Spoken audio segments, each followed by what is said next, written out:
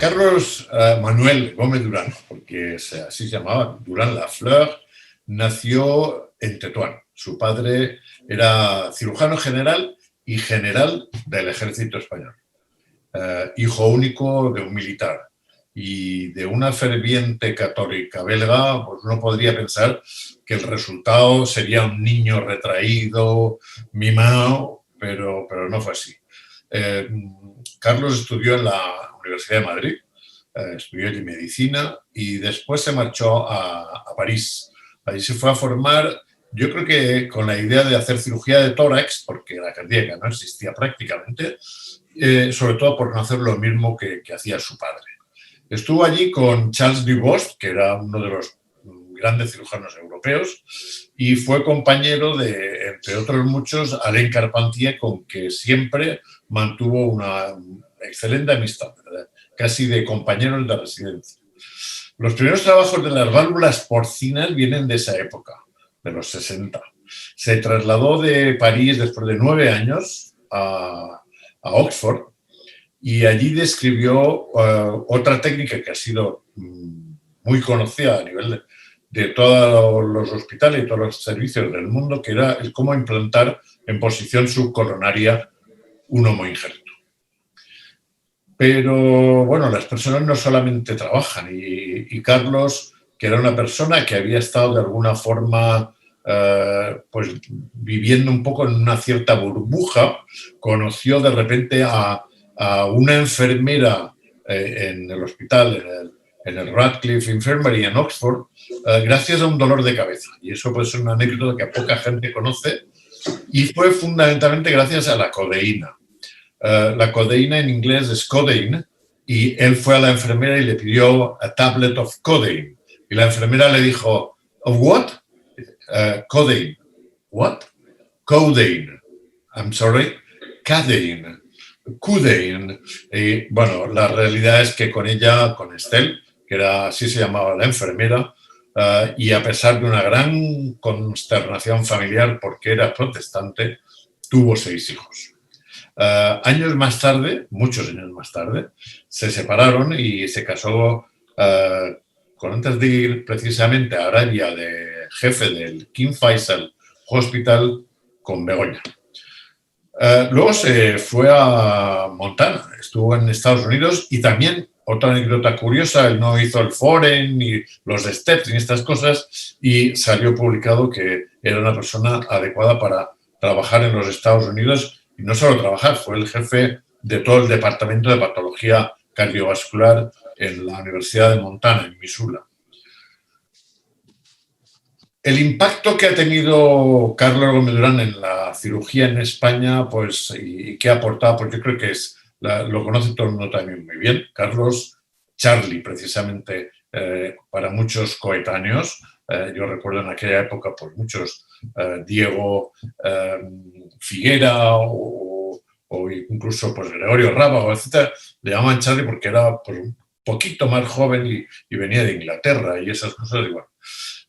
Pero no venía de ninguna escuela de cirujanos española típica, no se había formado aquí dentro y a pesar de todo llegó a granjearse la amistad, y no solo la amistad, sino también yo creo que la admiración de todos ellos. Yo no recuerdo, y estuve con él trabajando 14 años, ningún cirujano español con el que no tuviera una relación, yo diría que exquisita. Aparte de los homoinjertos, de las válvulas porcinas, etcétera, apoyó a muchísimos para innovar, para investigar. Era una persona cuando acababa el quirófano, o bien se iba a escribir un artículo o iba al experimental, te llevaba al experimental y se quedaba hasta las 12 de la noche, si hacía falta, para meter el perro a lo mejor al final en un saco para llevarlo a las malarias. Es decir, que no era el típico señorito que te iba, haz esto, haz lo otro.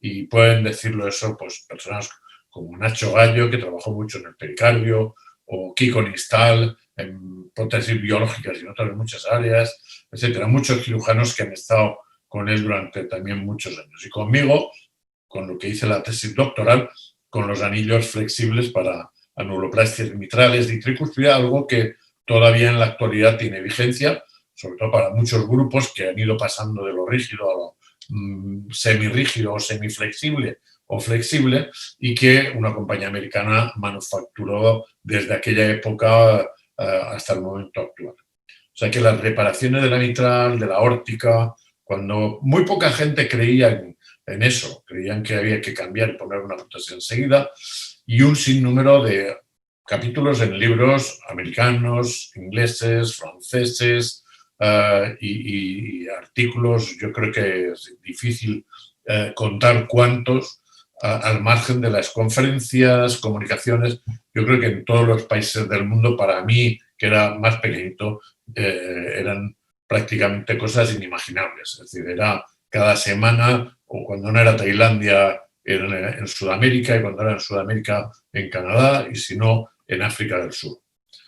Yo creo que, sin embargo, y por resumir un poco, el legado que nos ha dejado Carlos Durán es, sobre todo, su bonomía.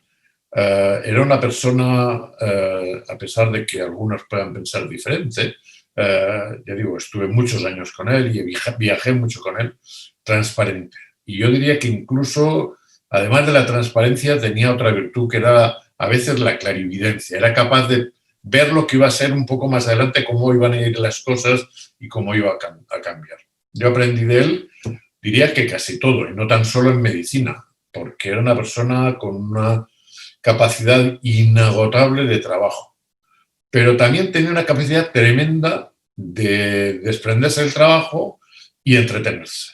Navegar en un barco de vela era una pasión que tenía tremenda, correr mismo, viajar, estar con la familia o fumar tan solo una pipa tranquilo, con un buen libro y, algo que no muchos saben, con una copa de Magno, que era un coñac que le gustaba de forma curiosa, de manera increíble.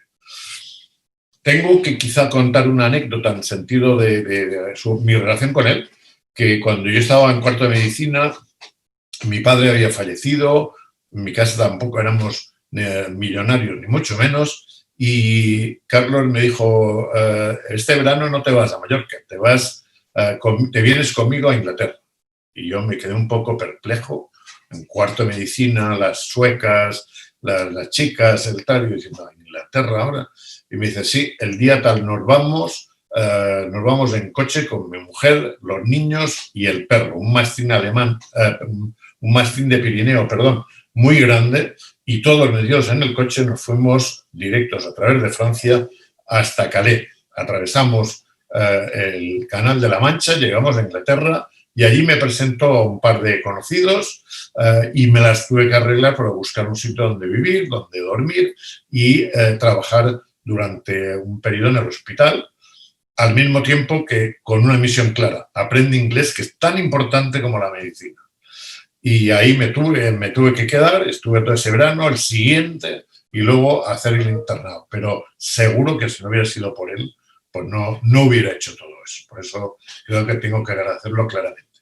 Fue excelente presidente de la Sociedad Española de Cirugía Torácica y Cardiovascular, presidente de la Comisión Nacional, y creo que uno de los primeros, si no el primero, en ser miembro de la American Association for Thoracic Surgery, algo muy, muy restringido en su época, y solo para unos pocos privilegiados. En España probablemente, en la época en que yo estaba residente, serían 3, como mucho 4 españoles que llegaron a entrar en el AATS. Su francés y su inglés eran impecables. Madre belga, francófona, y casada con una inglesa durante muchos años, hablaba los idiomas que le permitían hablar en todos los foros a nivel internacional, lo que, unido a su excepcional don de gentes, le ha hecho, sin ninguna duda, el español, yo creo que más conocido a nivel universal como cirujano cardiovascular.